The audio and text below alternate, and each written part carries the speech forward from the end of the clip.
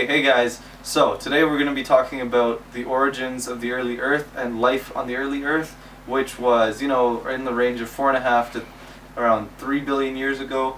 And there was no oxygen back then. The Earth was quite hot, no atmosphere, and we're going to go through how life evolved in the early Earth today.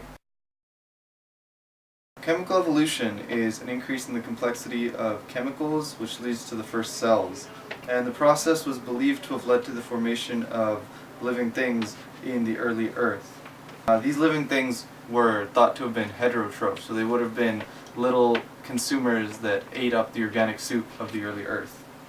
The formation of the Earth's original atmosphere was caused by gas pouring out from the molten interior of the core, and consisted mainly of carbon dioxide, nitrogen, water, some sulfur, carbon monoxide, hydrogen, and hydrochloric acid.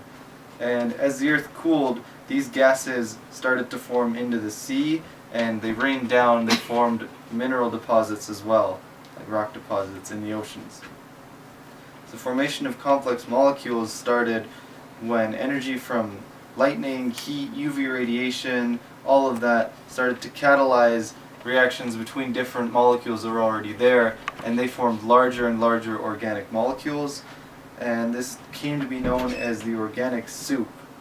The organic soup hypothesis was theorized by Operin and Haldane in the 1930s, and they believed that under the conditions of the primordial Earth, it was possible to have these organic molecules present there form into larger and larger amino acids, and eventually the first living organisms. The first people to test the hypothesis were Miller and Urey, and they did that in 1953.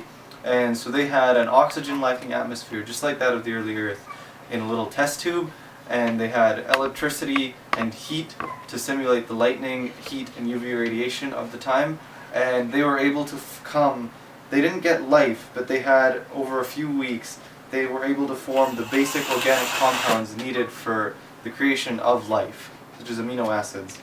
So the next step in the process, after that point, after forming these basic amino acids and little polymer chains, would have been to form larger polypeptides from the monomers. These polypeptides would have given you large proteinoids and eventually proteins, which would have led to the first living organisms.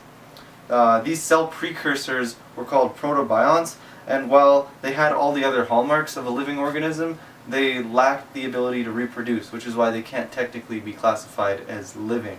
Protobionts can also be called coacervates or microspheres, and they had a phospholipid bilayer just like modern life, which leads us to believe that they may have been the direct precursors to our common ancestor later on.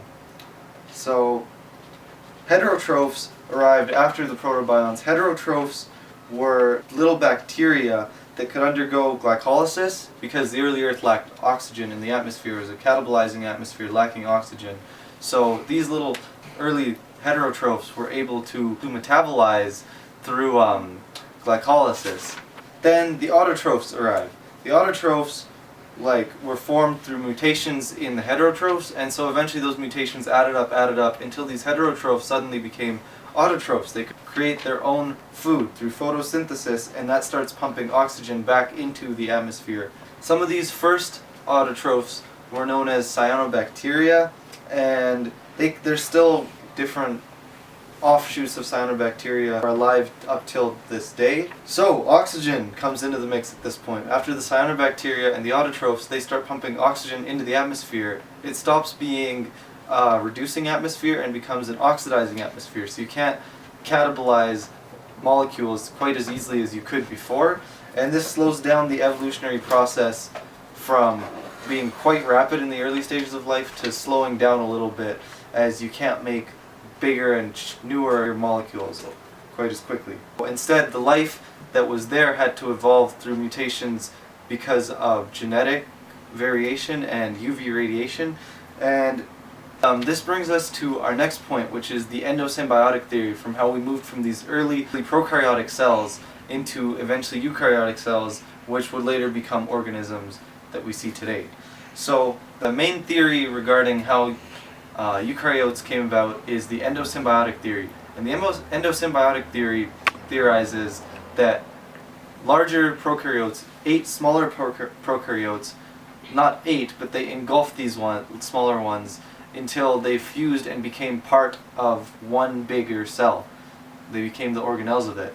So evidence to support this includes mitochondria and chloroplasts resembling bacteria in their shape, DNA, RNA, and their own protein synthesis, as well as separate mitochondrial RNA and separate from the regular DNA of the rest of the cell, as well as the ribosomes of mitochondria and chloroplasts resembling those of prokaryotes, not eukaryotes, and the thylakoid membranes of chloroplasts resemble those of modern cyanobacteria, which all lead us to believe that the endosymbiotic theory works.